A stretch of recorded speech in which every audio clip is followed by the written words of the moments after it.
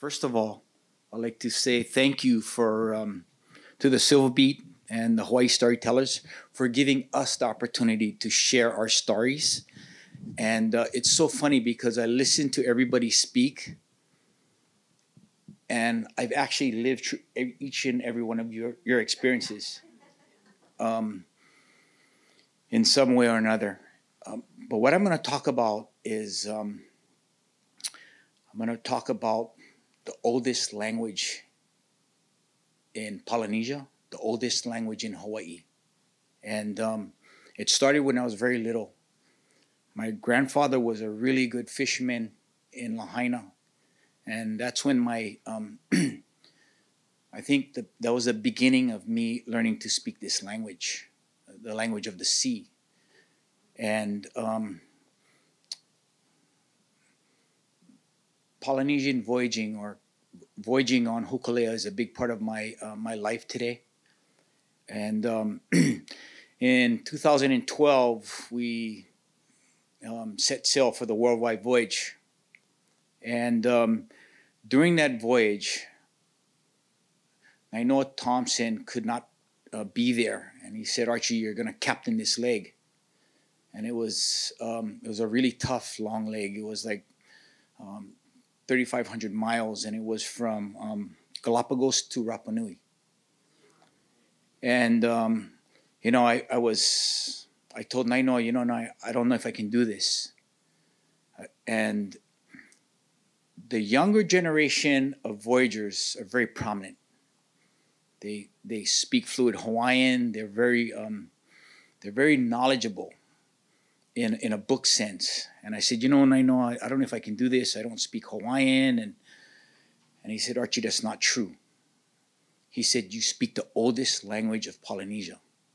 And I was I was like, what are you talking about? And he said, you speak the language of the sea. And there's very few people, he told me there's very few people that he knows of that can speak this language. He said, there's 2 people right now that I know, and you're one of them. And it hit me. And from that point on, everything I was practicing in my whole life evolved around the sea.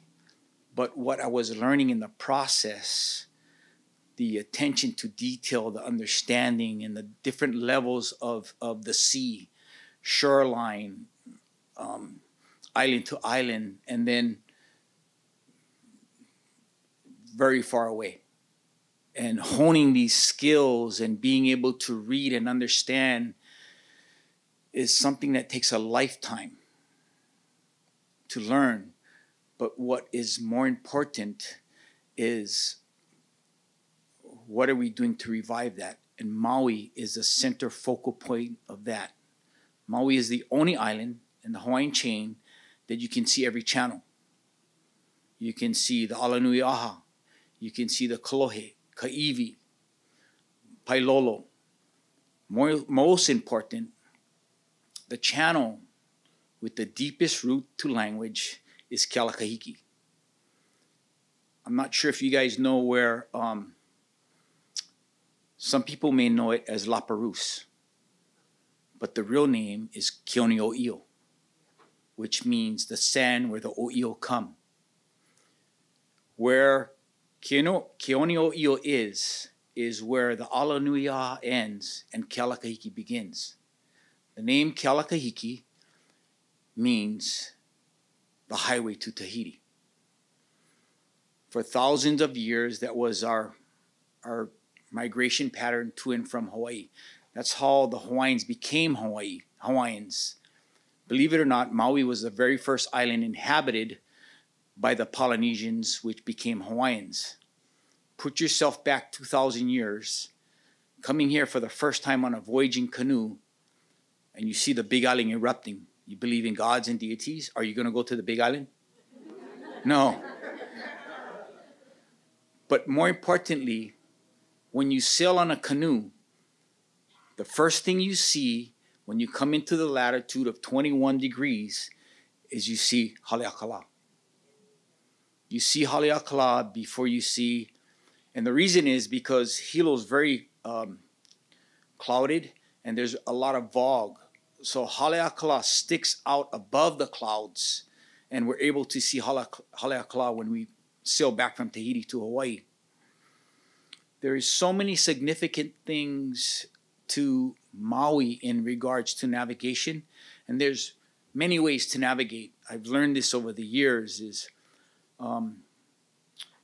We have navigators that navigate by the stars. We have navigators that navigate by the sea and the stars. We have navigators that navigate through their everyday life. For me in navigation, a big part of my navigation, because I'm comfortable in that zone, is reading the water. And Nainoa says it to me like this: that's part of the magic that you have in your sense of navigation, because navigating, you got to know where you came from in order to know where you're going. And the North Star. So if you guys walk out of here tonight, I want you guys all to look for the Big Dipper, and it'll be right here. When you walk out of this building, it'll be right there. The pot of the Big Dipper, the two bottom stars of the pot will point directly to the North Star. That North Star is at 21 degrees north. Do you know what the latitude of Maui is? 21 north. Maui is in the Hawaiian chain. Maui is in the heart and in the middle of all of that. And so when I reflect and I think about all my years of growing up and fishing with my grandfather and how he sat and watched the ocean, and I didn't know what was going on. I was just like playing skip rock in the water, and he's fishing. But what he was he was observing. And I think later on in his later years, he was trying to share everything he could with me. And after he was gone, I realized that time was running out, and he wanted me to learn this. It had nothing to do with navigation, but what it was really about was learning the ocean. My career as a lifeguard has taken me all over the world, which has opened my eyes to seas all over the world. Being on Hokulea, sailing around the world, has really opened my eyes about how beautiful our place here is in Hawaii. And in more specific, Maui, because of Kealakahiki, because of Maui's relationship with every single channel in the Hawaiian island. It's been a blessing. It's been an honor to have the ability to sail on this canoe and experience these things. But to come home and share these experiences is even greater. Today, we're trying to teach what we could not put a finger on. From navigating and teaching people how to read the ocean from far away when there's no land in sight. Having a sense of place, having a sense of direction, and having a sense of knowing where you're at, even when nothing around you is relevant, is so important to navigation. My home Maui has taught me and given me those skills so that I can practice and teach that to the rest of the world. I'm a boy from Maui, born and raised, and I'm happy to be here tonight. Thank you. Aloha.